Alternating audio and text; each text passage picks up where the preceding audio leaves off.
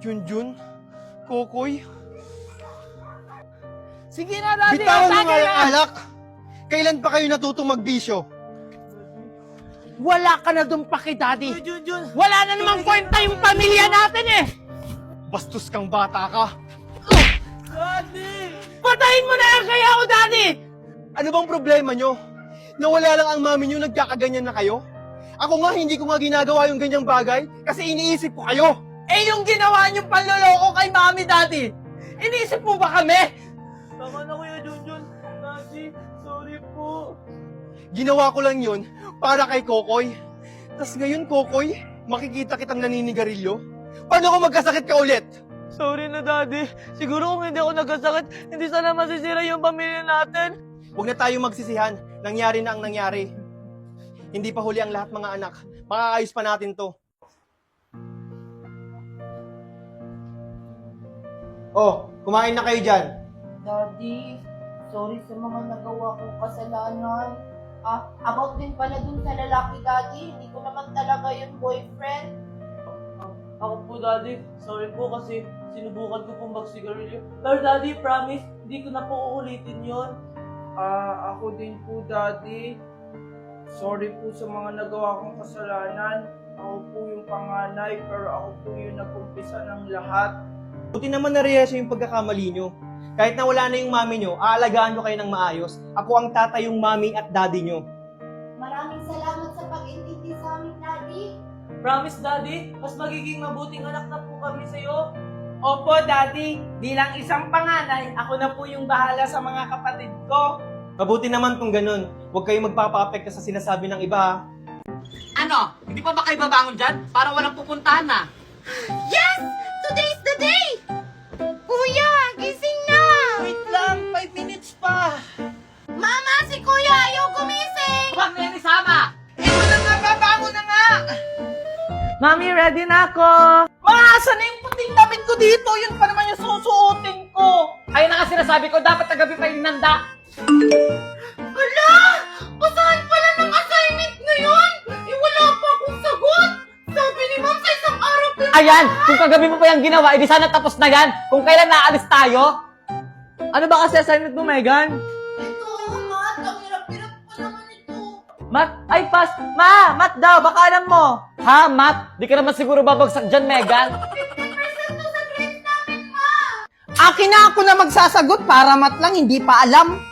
I-open mo lang ang iyong CC at pindutin ang camera, picturean mo lang ang math problem mo at ilang segundo lang lalabas na ang sagot.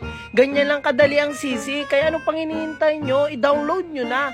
Malaking tulong ito sa schoolworks nyo, lalo na sa research. I-type nyo lang ang gusto nyong topic sa research at bibigyan na kayo ng magandang sagot. Kaya si CC ang sagot sa problema nyo sa schoolworks. O ayan, tapos na. Wow! Ang bilis naman, Kuya Junjun! Hindi ko na matalino. Siyempre, gumamit ako ng CC app. Hindi nyo alam yun? Ano ba naman yan? Gamitin nyo na rin yung CC app para hindi na kayo mamroblema sa schoolworks nyo. Ano, dyan na lang kayo? Huwag na lang kaya kayo sumama. Bilisan nyo na dyan! Eto na ma! Eto na po! Bilisan nyo dyan. Hala, 1 oras na lang. Ilang oras ba biyahe papuntang airport? Hala, ikaw driver, hindi mo alam. Kayo alam nyo ba? Ako mami, alam ko. Itatanong natin kay Sisi. Ilang oras ang biyahe mula May Kawayan, Bulacan papuntang Manila International Airport? Ang biyahe mula Kawayan, Bulacan papuntang Manila International Airport ay humigit kumulang 1 oras at 59 minuto kung gagamit ka ng bus at tren. Wow, ang galing naman yan, anak. Ano? 1 hour and 15 minutes? Hala, may 1 minuto na lang tayo. Bilisan nyo! Wait lang!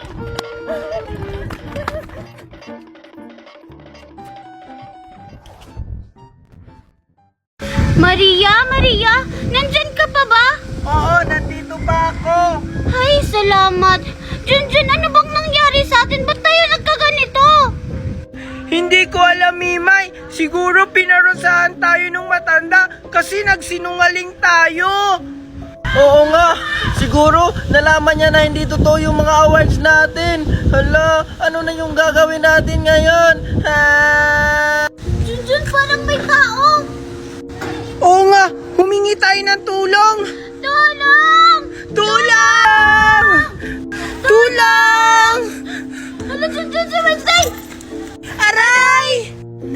nagsasalita? Naman nun. Oo nga, ang sakit.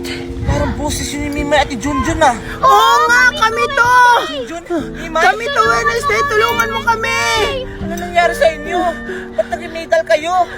Hindi namin alam eh, basta naging medal na lang kami! Oo nga. Mimay, Junjun, okay lang kayo dyan?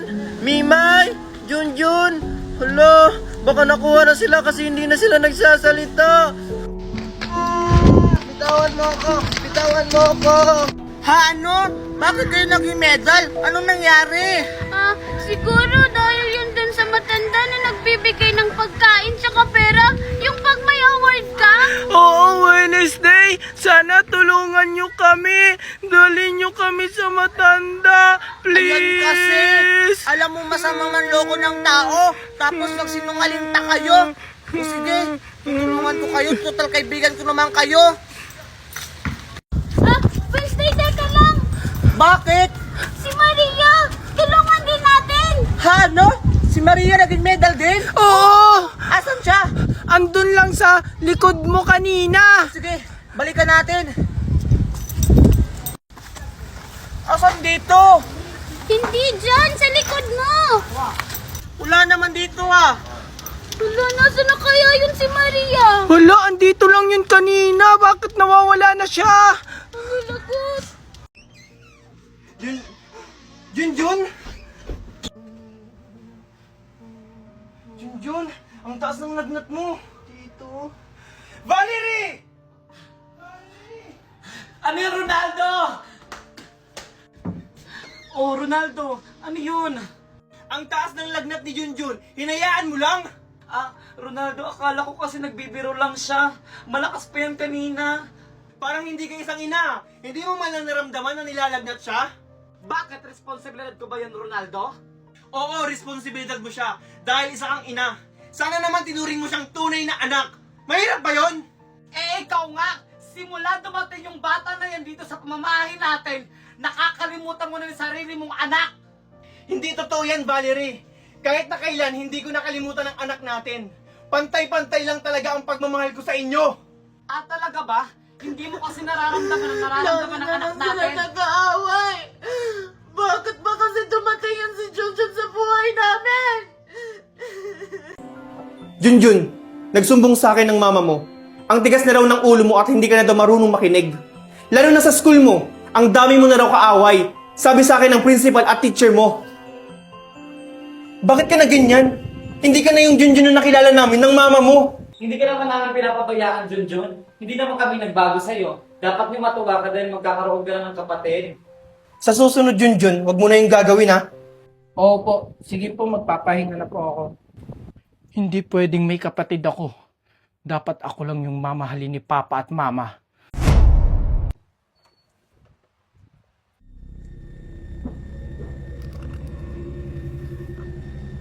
Sino yan?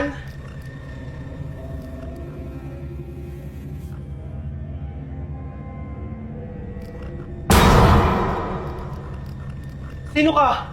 Paano ka nakapasok dito? Sino ka? Huwag kang lalapit! Huwag kang lalapit! Sige, tumakbo ka! Mamamatay ka! Huwag kang matakot sa akin, Aling Ursula.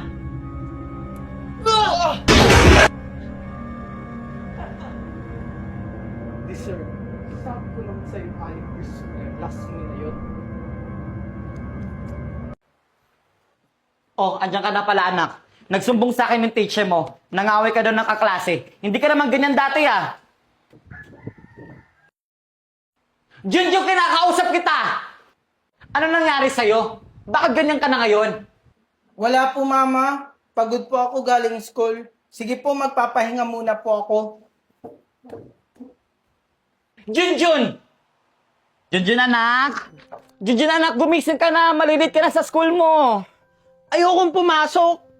Ano? Hindi pwede. May exam kayo ngayon. Ano ba naman yan? O sige na, maligo ka na. Nakanda na yung baon mo sa baba, pati yung pagkain mo. O, ito na ang baon mo, anak. Salamat. Sige, alis na ako. Bakit ganyan ka na? Ano nangyayari sa'yo, Junjun? Dahil ba magkakababy na kami? Oh, kawawang Junjun, hindi na hinahatid. Sulitin mo na yan kasi hindi mo na yan magagawa sa susunod. At pa bata ka! Mama? Mamamata ko sa'yo sa gulat! Sorry po, Mama. Sige po, papasok na po ako sa kwarto. Sige. Huwag bata ka.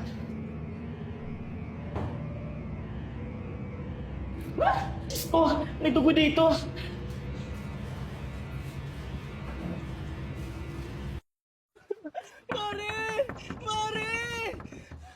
Ano yun, Mari? Bakit ako umiiyak? Nabalitaan mo na ba, Mare? Nagsisitan, Mari, bakit ako umiiyak? Si Maring Ursula. O ano nangyari sa kanya? Wala na siya. Ano?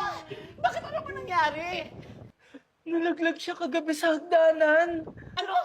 May utang pa yun sa akin. Kawawa naman si Maring Ursula. Ang aga niyang nawala. Diyos ko. Anong maaga? Kagabi yun. Baliw! Ang ibig kong sabihin, bata pa siya, kinuha na siya ni Lord. Kakaiba kasi, Mare. Ang bilis ng pangyayari. Feeling ko tuloy may tumulak sa kanya sa hagdan. Posible namang mahulog siya doon. Sino naman? Eh di ba siya lang mag-isa sa bahay nila? Kasi umalis yung mga anak niya. Baka aksidente talagang nahulog siya. Mali mo, inaantok pa. Sa bagay, kawawa talaga si Aling Ursula. Oh, bili na kayo. Plastic balloon. Isang taon to, hindi pumuputok. Dali na, bili na kayo. Bili na. Oh, bili na kayo. Bili na kayo. Plastic balloon. Wala, Bili na. may plastic balloon na nagbebenta.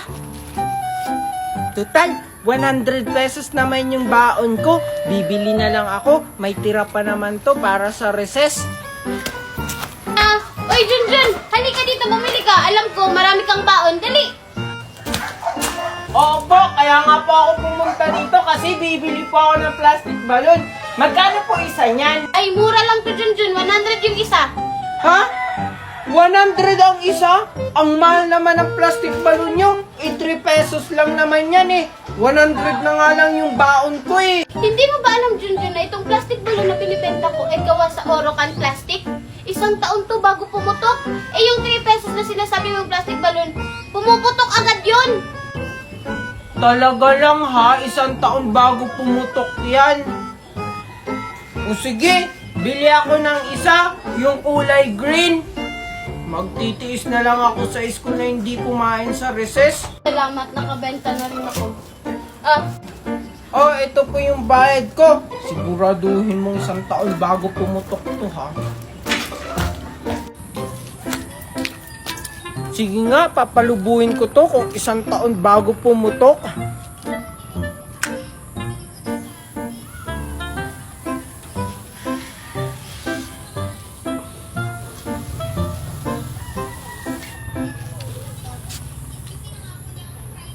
Wow, ang laki!